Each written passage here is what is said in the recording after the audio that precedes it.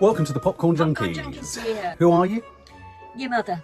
Oh, she's my mother. But I'm a popcorn junkie first And I'm her son. I'm her son. And the noise you can hear in the background is just the Family having normal fun. kind of family shit. That's Toffee. That's Chi-Chi. That's the dogs. Yeah, they're just having a laugh. Yeah. Just having a laugh. Nadie's cooking. Normal The kids are family. laughing bucolically. Anyway, this is a review of Crimes of the Future.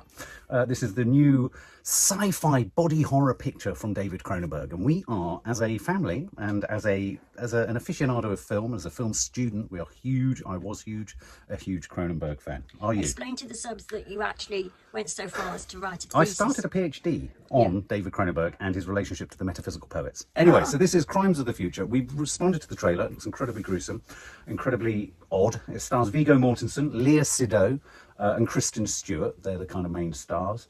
And if I was to describe what this film is about, it's quite a quick grab because really the narrative is a bit weird and a bit sort of screwed up really and a bit non-narrative in a sense. Yeah. Viggo Mortensen and Léa Seydoux are performance artists. Set in an unspecified time in the future. Unspecified time and place in the future. Yeah. Think sort of the back alleys of Blade Runner, and you've got a pretty good grab. Yeah. And it's set in this sort of indistinct time. We're in an indistinct era. We don't really know where tech is at, but we do know that we've got this strange biological body tech. Yeah. And these are two performance artists, but what their performance art pivots around is the synthesis and the production of extra body organs and the fusion of body organs and the creation of body organs. So this Both is about in and out of the body. exactly. So for example, Viggo Mortensen grows extra organs. And they sell them, they tattoo them, they open up the body as part of their performance art to look at them, to marvel at them. We see performance artists with men with ears sewn onto their body. So this is obviously a genre of performance art sometime in the future. Yeah. We do know at the very beginning or very early on, though, that Viggo Mortensen, Léa Seydoux is his assistant, isn't she? Or in actual fact, the woman who does all the stuff. She sort of operates the machinery that cuts him and goes into him. Yeah, and all that kind of exactly. But we do know that he's ill. Yes. Or that he's not sort of as he should be. And He's then, choking all the way through it. well, yeah, I mean, that gets bigger as he goes on. But he says in about the first or second scene, he can't get his breath, he's coughing or choking or something. He doesn't look, at times he's just a head in a hood. And there are a couple of scenes where I found him a little bit ludicrous, where he would be sat sort of like, he would be sat like this. Let me do an impersonation. Yeah, he was. He looked a bit like, Lord of the Rings, what's his name? Gandalf. Well, he just looked a bit strange because there would be 3-shot scenes where both characters would sit either side of him and he'd be on a bed like that. But why did he have that up? I don't know, he was obviously not wanting to be recognised. We discover that there's essentially like a black market for kind of the sale of organs. I or think so. The sort of the creation of organs. And to be honest with you, the plot of this film is incredibly confusing. It is. They just drop sort of things into the general... So, for example, you've got a chap who's investigating them. You've got You never know quite why. You've got this bureau that seems to be some sort of administrative kind of body that sort of keeps an eye on the number of organs that are being created. Girl is Kristen Stewart. Yeah. And she's very odd indeed. Yeah. I mean, Very just odd. altogether. And so, in a sense, what happens is this film starts at a point where organ synthesis and creation is the art form. Yeah. And these guys want to take it further. Like in any true Cronenbergian movie, Yeah. they want to step further into this. Okay. Don't they? Yeah. They want, what the phrase is? Like sex is the new surgery is the new sex. Yeah, and he says, "I don't do the old sex," doesn't he? At some point, which is beauty funny. pageants of the inner organ, of the organs. It's like a beauty pageant for the organs. Yes. All of these are themes that I think are rich and that Cronenberg has dealt with in the past very much. Oh, and I've just thought of one key thing is there is no pain anymore.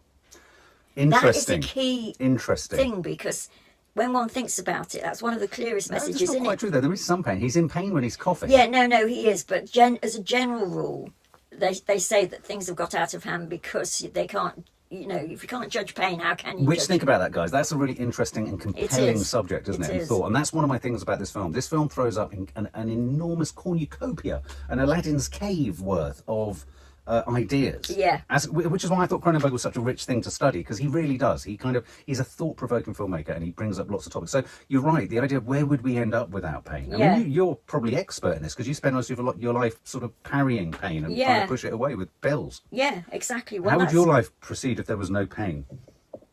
Very differently, but also it makes you think that people would be walking around and running around with really terrible things having happened to them, and they wouldn't know. So they'd make every situation worse. So this sort of, yeah, I mean, this film is about people in a time where we're way beyond the notion of self-harm. Self-harm is a given. Way beyond. Self-harm, I mean, it's all self-harm. Yeah. I mean, there was a very compelling scene where Léa Seydoux and Viggo Mortensen are kind of making love, or they have a scene of lovemaking, but the lovemaking involves this machine, her pressing this machine, and it kind of cutting them. Yeah. Which I thought was interesting. I mean, slightly off-putting, slightly concerning. Yeah, difficult to watch in a way. Very difficult to watch. Yeah, yeah. But you made an interesting point that for all of this, it's quite sexualised. There's lots of naked bodies.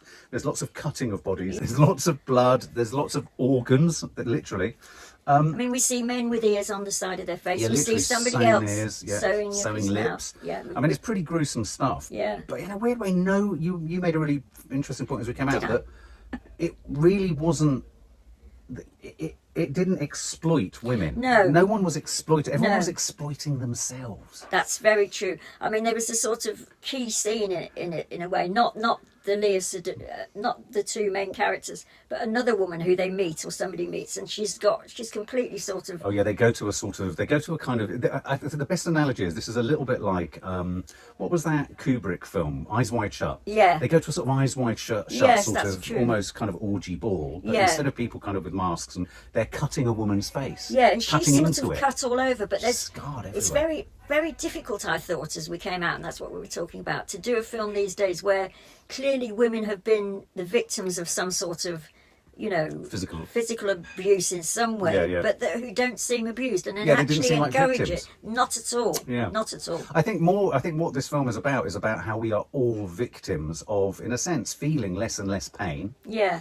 doing more and more to our bodies. Fashion. Fashion, absolutely. And if you think about it, actually, that's a really good point. This film is like a fashion show. And I Yes. suppose it's helped by the fact that Léa Seydoux is so sort of fashion catwalk model-esque, isn't Yeah. she, in her Yeah. look and her film. And many of the kind of performance art scenarios are quite fashion showy. I've only just thought of the no, that's a fashion really thing, good but when I point. think of it, it's very true, isn't Very it? true. But I think in a way, so it becomes a really interesting riff on the idea of aestheticizing bits of us that you can't see. So, for example, you have this odd aspect to it where body organs are tattooed. Yes. So the tattooing of body organs. I mean, who for? Why? When do you see them? What are people getting out of this? I Yeah. mean, you're sat there scratching your head going, what the fuck hell's going on? Yeah. I mean, there are all sorts of like Mark has said already. Who's Mark? It's very uneven in the way it presents its facts, so that you're running very hard to know what's happening. I mean, for example, there's an ongoing story about. In fact, it starts with a boy Eating a paper eating a waste eating paper plastic, basket. Yeah, plastic bin. and then his mother kills him, and then I thought it was a great beginning. yeah, it was a good beginning. Great beginning. But then they don't really follow that up, Well, except that that narrative. Well, I'll tell you exactly what happened with this film. It's a film of so many rich, Ideas. thematic, quite detailed and complex kind Deep. of and deep, and the implications of what he's talking about are Exactly, massive. yeah. And then what happens weirdly is he places this flimsy narrative kind of framework. exactly. And a little bit like the kind of squelchy bits of a body, he Yeah. can't get the framework to fit around the squelchy No, bits. And so that's- you feel that's these very moments true. where you've got this French guy who's appalling, yeah. saying, "I've got it's like a policeman who kept meeting under an arch." Oh, him. Yeah, we you didn't know who he was. He was kind of like policey, a bit detective-y. It was a bit shit. That was rubbish. The woman with her boy who'd eaten the waste paper basket, but that kind of didn't develop. It didn't. Although They again, used his corpse. yeah, they did use his corpse, but also. That's a fascinating idea that we could be eating plastics and that could get rid of the whole ecological problems. I mean, there were all sorts of Because ideas. there's this other moment where they're making almost what look like the most awful Willy Wonka bars. Yes. Purple. Yes. Which were made of waste. Yeah. Made of not- all of our waste. Yeah, but the idea was to see if we could sustain ourselves from them. Yes. There was a sort of ecological.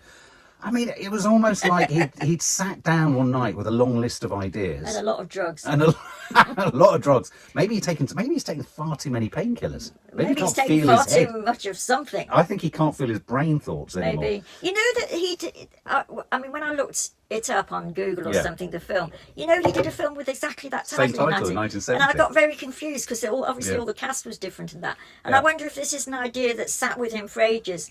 And then he made a 1970, slim, the year I was born, Yeah. he made a film called a Crimes of the slimmed Future. down version of that. In I don't which know. case, he didn't make it any more clear, did he?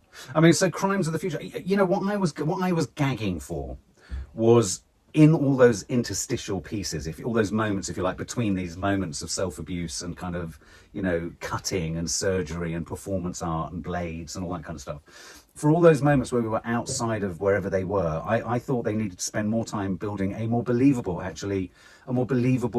era outside of what was going on for them, because I wanted a more Blade Runner-esque context. I wanted to know more. I needed more than just this strange bureau populated with Kristen Stewart and this strange chap. Yeah. Kristen Stewart simpering in a very odd fashion. She seems petrified on one hand. She seems like you don't know whether it's with desire, like she can't wait to speak to this man. But she seems to always be against a wall. She does, and she's sort of very odd characterisation. And I mean, she's a good actress, so she's obviously acted what he directed. Yeah. But she was strange. She was strange, but tell them about the strange chair.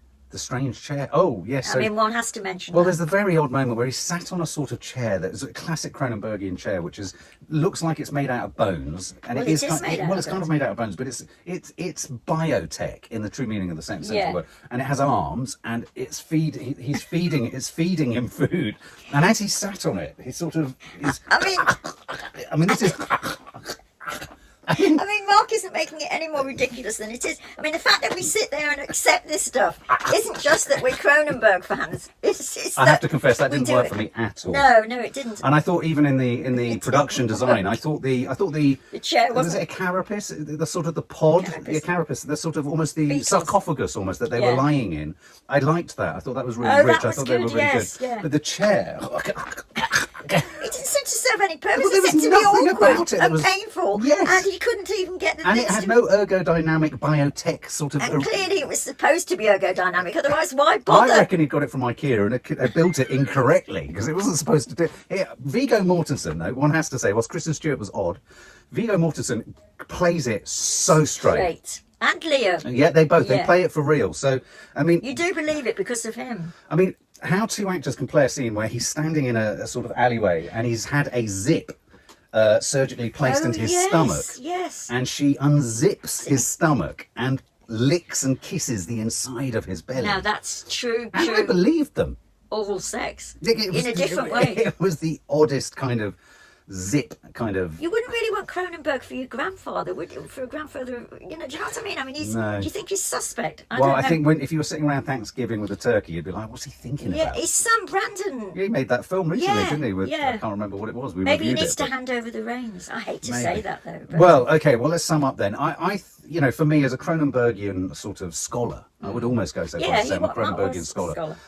I thought this had all the same interesting. He's a man full of ideas. He is maybe too around many. the metaphysical idea. The whole idea of what metaphysicals.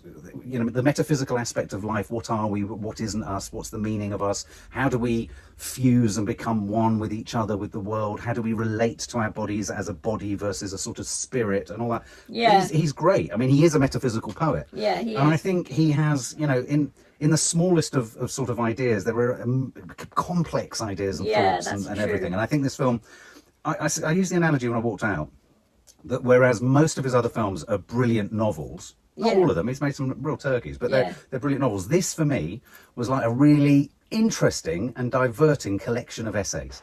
Yeah. And it just wasn't held together. I thought its storytelling was bad.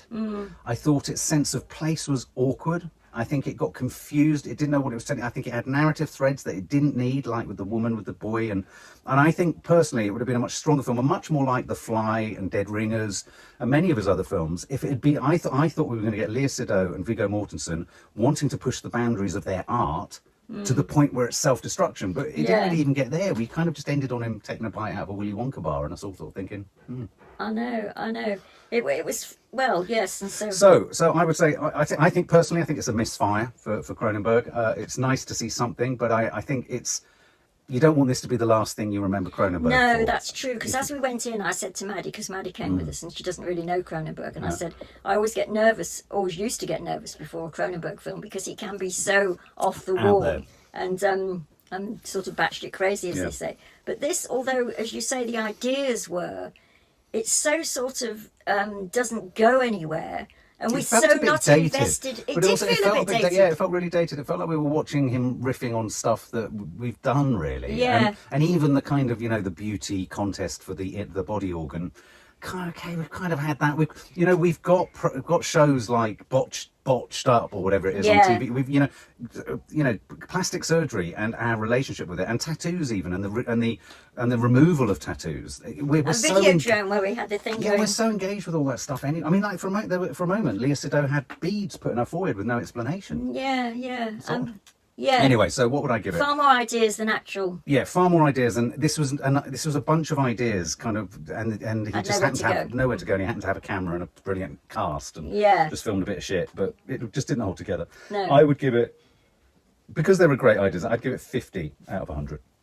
Okay, well, I'd give it more or less the same as well. I mean, I think I felt more satisfied as I came out, just because it's so long since I've seen a Cronenberg film, and it was nice to see all those things that we've talked about. Yeah. But in terms, as I've sat with it and thought more about the plot of it, it's so fractured and so not going anywhere that it's sort of like you can't see it. It's a script written down. I felt. Well, I think it's lots of ideas turned into scenes. Yeah. But those scenes didn't come together, and I think No, which Cronenberg was delivered faithfully by the actors, wasn't it? And I think Cronenberg at his best, he's at his best when everything's building, a little bit like Paul Schrader, everything's building to an end that you're wincing about seeing. Yes. And I winced a lot in this, but I wasn't getting a cumulative wince towards the end. No, that's very You know what I true. mean? So, and then it just dies. It's like Yeah. a damp squib at the end. Really like a damn script. Yeah. So, Lovely soundtrack by Howard Shore, by the way. I have to say. He's always very good. Yeah. So that's our feeling about Oh right, this. okay. So you're giving it 50. I'm giving it 50. There you go. If you 250s. fancy seeing Léa Seydoux licking the innards of Viggo Mortensen's stomach through a zipper, then this is the film Should for go. you. This is the film. For more film and family fun, don't forget to click the subscribe button and make sure to click the bell to never miss an update.